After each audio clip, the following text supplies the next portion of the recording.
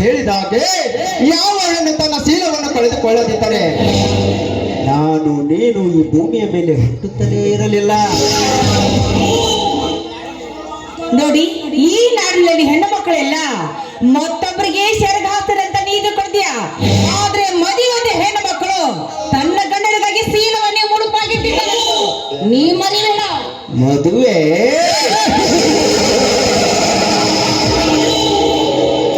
ಮದುವೆ ಎಂಬ ಮೂರಕ್ಷರದ ಅರ್ಥ ನಿನಗೆ ತಿಳಿದಿದ್ದರೆ ಈ ಮಾತನ್ನು ಆಡುತ್ತಲೇ ಇರಲಿಲ್ಲ. ಮದುವೆ ಎಂಬ ಮರ್ಮದ ಗೊತ್ತನ್ನು ಬೆಚ್ಚಿ ಹೇಳುತ್ತೇನೆ. ಆ ಚಳದಾಗ ಮಾತನ್ನು ಬರೆದಿಟ್ಟುಕೋ ಈ ನಿನ್ನ ಕೆಚ್ಚದೆಯ ಮೇಲೆ. ಗಂಡು ಎಂಬ ಗರ್ವ ಹುಟ್ಟಿದ್ದೆ ಅದೇ ರೇಯದ 18ರ ನಂತರ.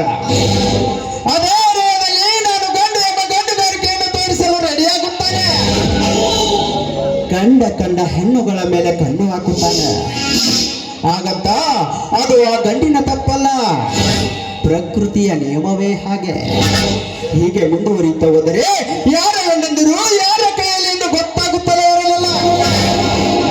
ಆಗ ಬುದ್ಧಿವಂತ ಮನುಷ್ಯ ಒಂದು ಹೆಣ್ಣನ್ನು ಕರೆತಂದು ಕುತ್ತಿಗೆಗೆ ಕರಿಮಣಿಸರ ಬಿಗಿಸಿ ಇದು ನಿನ್ನ ವಸ್ತು, ಇದನ್ನು ಬಿಟ್ಟು ಬೇರೆ ಯಾವ ಹೆಣ್ಣಿನ ಮೇಲೆ ಕಣ್ಣು ಹಾಕಬೇಡ ಎಂದು ಪ್ರತಿಜ್ಞೆ ಮಾಡಿಸಿ ನಮಗೆ ಒಪ್ಪಿಸಿ ಹೋಗುತ್ತಾರೆ.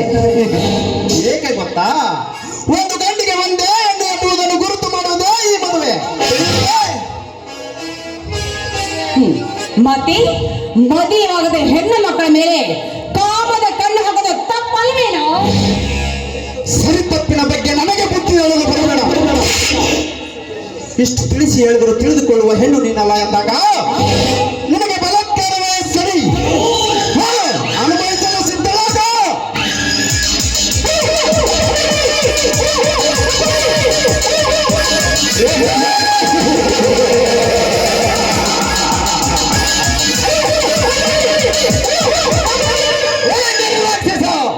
ಮೊದಲು ಕೈ ಬಿಡೋ ಈ ಬದಿಯನ್ನು. ನನ್ನ ಕಾರ್ಯದಲ್ಲಿ ಅಡ್ಡಯಿಸಿ ಬಂದವನು ನೀನವಲ್ಲ. ನಮ್ಮ ಭಾರತ ನಾರಿಯರ ಮಾನ ಹೋಗುವಾಗ ನಿನ್ನಂತ ಕಾಮುಕರಿಂದ ಪಾರು ಮಾಡಲು ಬಂದ ನಿನ್ನ ಪಾಲಿನ ಯಮಧರ್ಮಕನ ನಾಯಿ.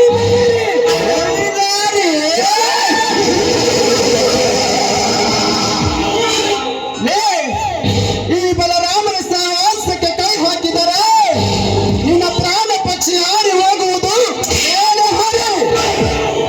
ನಿನ್ನಂತ ಸಾವಿರಾರು ಪುಣ್ಯಗಳು ನನ್ನೆದುರು ಕೊನೆ ಕೆಳೆದು ಕಾಣೆಯಾಗಿದ್ದಾರೆ. ಈಗ ನಿನಗೆ ಈ ಭೂಮಿಯ ಮೇಲೆ ಬದುಕುವ ಆಸೆ ಇದ್ದರೆ ನನಗೆ ಒಪ್ಪಿಸಿ ಹೊರಟು ಹೋಗು ಇಲ್ಲಿಂದ. ಬಲರಾಮ, ನೀ ನಿನ್ನ ಬಲಕ್ಕೆ ಎದುರಿ ಈ ಕನ್ಯೆಯನ್ನು ನಿನಗೆ ಒಪ್ಪಿಸಿ ಹೋಗಲಿಕ್ಕೆ ನಾನೇನು ಚಂಡನನ್ನು ಬೆದರುವೆ?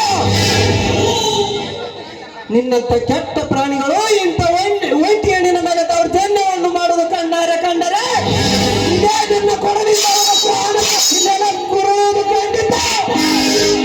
ಪ್ರಾಣ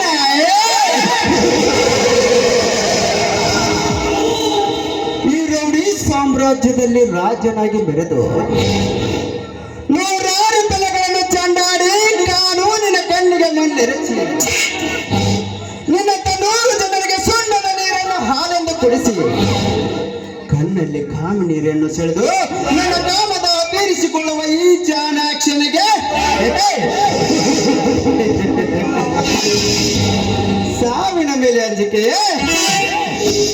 ಅಷ್ಟೇ ಅಲ್ಲವೇ ಕೃಪೆ?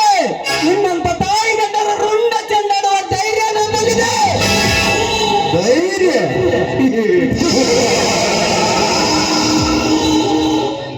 ಈ ಧೈರ್ಯ ನಿನ್ನಲ್ಲಿದ್ದರೆ ನೀನೇಕೆ ನಿನ್ನ ತಂಗಿಯನ್ನು ಕಳೆದುಕೊಳ್ಳುತ್ತಿದ್ದೆ? ಯಾರೋ ನಿನ್ನ ತಂಗಿಯ ಶೀಲವನ್ನು ಕೆಡಿಸಿ ಕೊಲೆ ಮಾಡಿ ಎಲ್ಲ ಬಿಸಾಡಿ ಹೋದಾಗ ಎಲ್ಲಿ ಹೋಗಿತ್ತು ನಿನ್ನ ಶೌರ್ಯ? ನಾನು ಯಾವುದನ್ನು